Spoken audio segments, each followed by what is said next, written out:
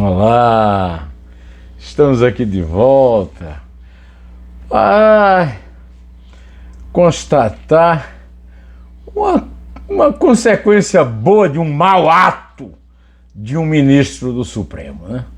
O ministro Alexandre de Moraes censurou o PT porque o PT contou uma história contada pelo próprio adversário do Lula, o Bolsonaro, em que ele cometia 3 crimes contra o Estatuto da Criança e do Adolescente, de calúnia e prevaricação.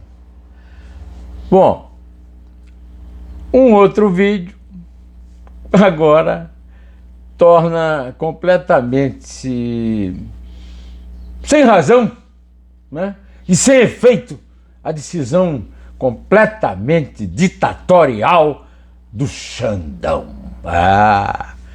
Este é o assunto desta terça-feira, 18 de outubro de 2022, em que eu volto aqui, como faço todos os dias, a gravar este vídeo, agradecendo a sua permanência, a sua resistência, a sua fidelidade. Continue assim e chame seus amigos para não apenas assistirem o vídeo, como também chamarem outros amigos para irem às suas redes sociais e colocarem o vídeo, né? Bom, além desse assunto aí, eu queria também chamar a sua atenção para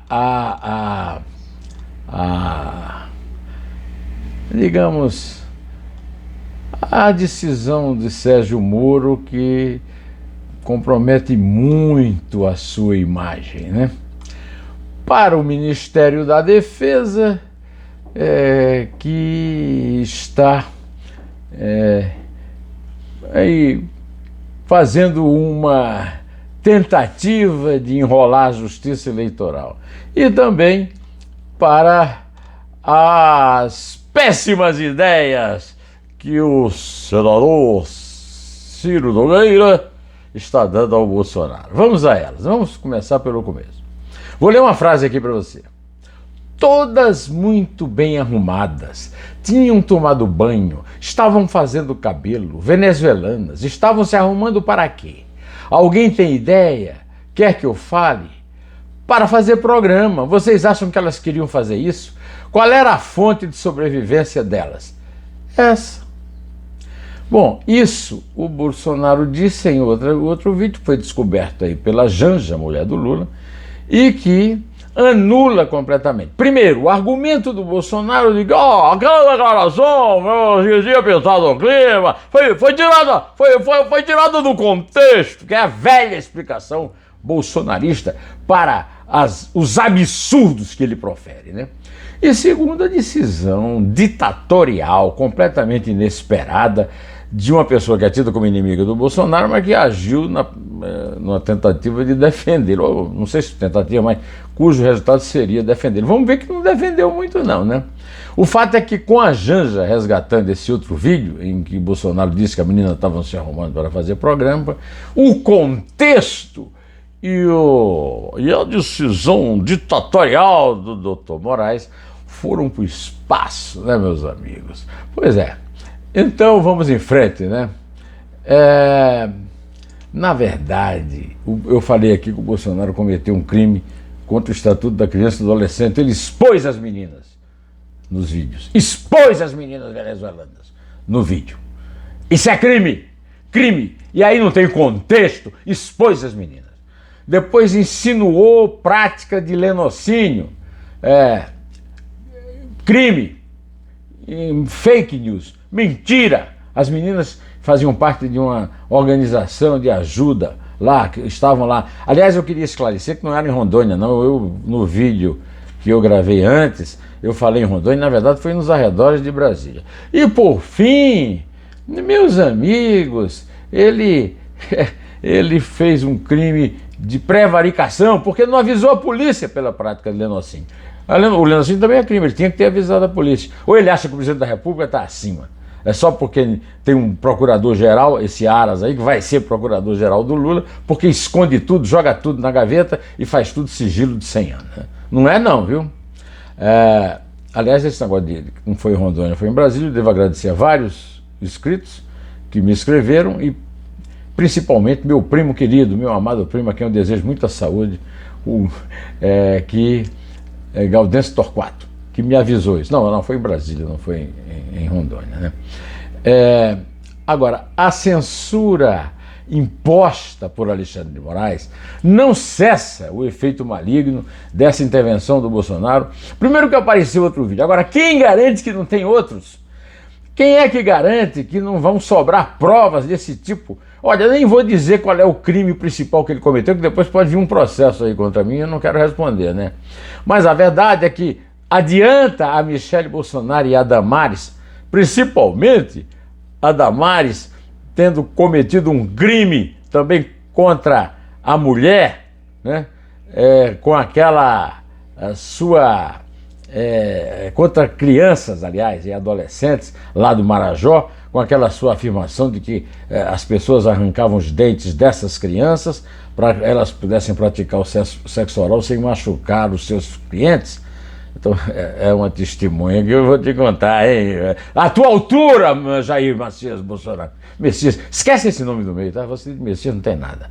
Bom, aí ele levou a Michele, né? E a Maria Tereza Bellandria, representante do governo alternativo de Juan Guaidó, da oposição a Maduro, da Venezuela, né? Juan Guaidó, Bolsonaro, isso chega a ser um passo em falso. Juan Guaidó não é mais reconhecido por nada, nem por ninguém. A União Europeia não reconhece como presidente desde 2021. Isso é aliado que se preze? Bolsonaro! Também, outro aliado aqui que eu quero pôr em discussão é o Sérgio Moro, né? O Daniel Vetterman, do Estadão, né? Assina uma reportagem que mereceu manchete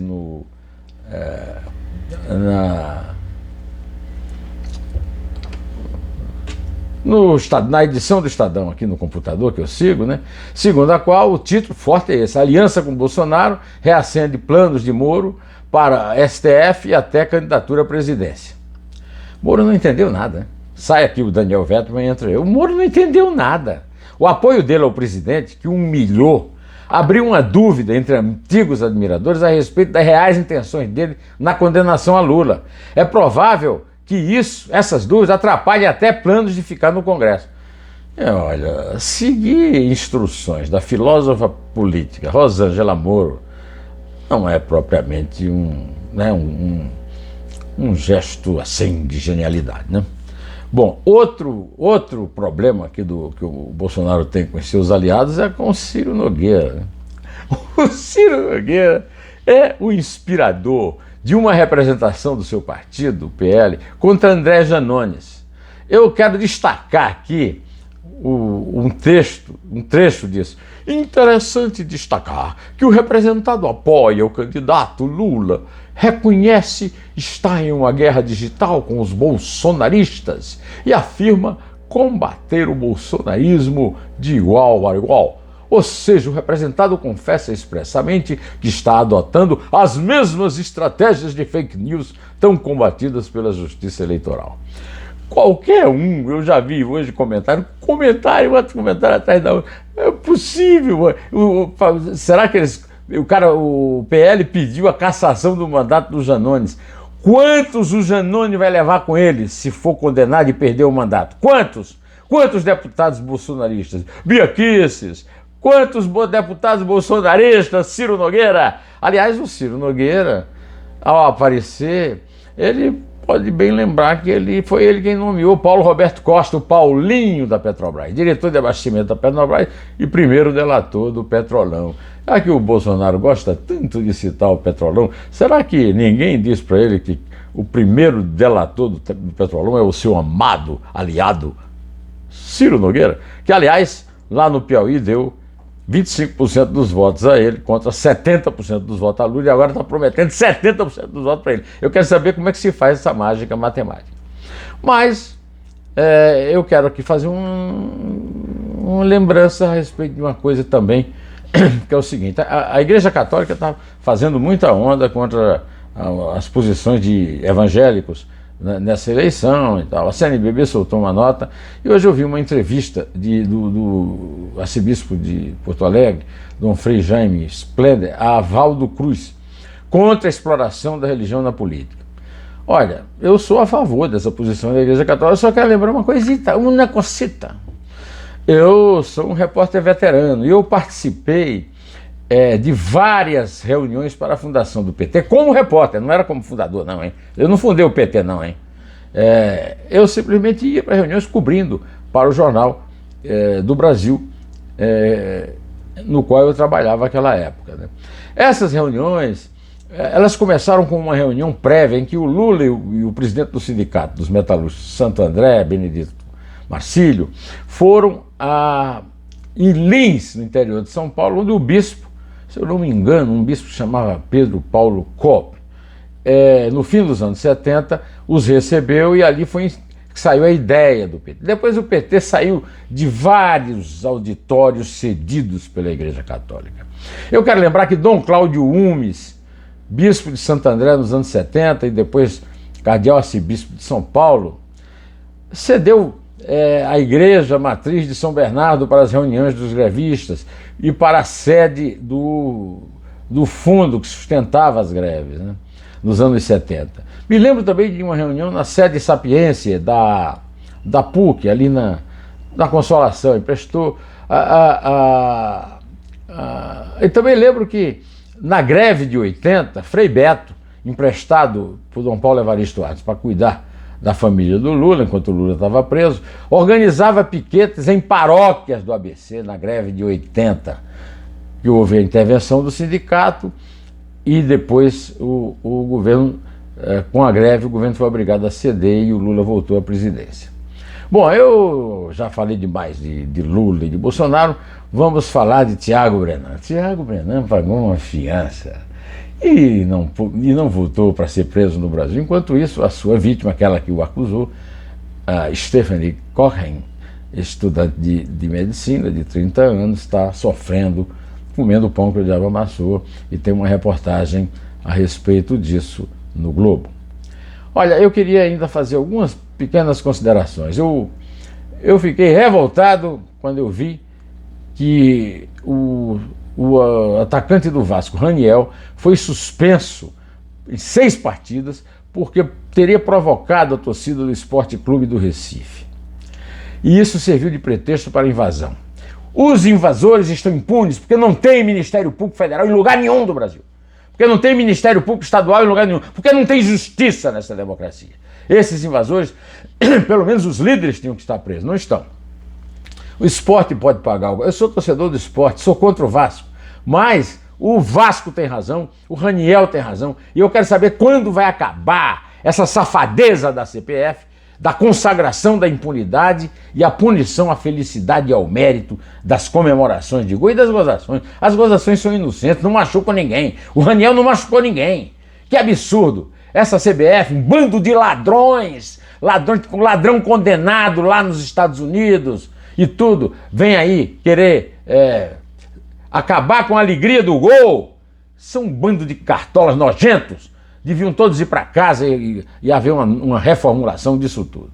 Eu quero lembrar vocês, quero convidar para vocês irem lá no Antagonista para verem o artigo com o que eu estreiei como colunista lá no domingo passado.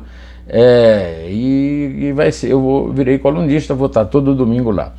Quero também convidar para uma entrevista magnífica do professor da Universidade de São Paulo, Eduardo Janete da Fonseca. Dá um banho completo sobre o Brasil, né? Fala de Brasil com autoridade, assim como também fala o presidente do Instituto Geográfico e Histórico da Bahia, Joaci Góes, no Dois Dedos de Prosa. Ou seja, tem muita coisa boa e de profundidade para você ver neste canal aqui, o canal José Neumann e Pinto do YouTube.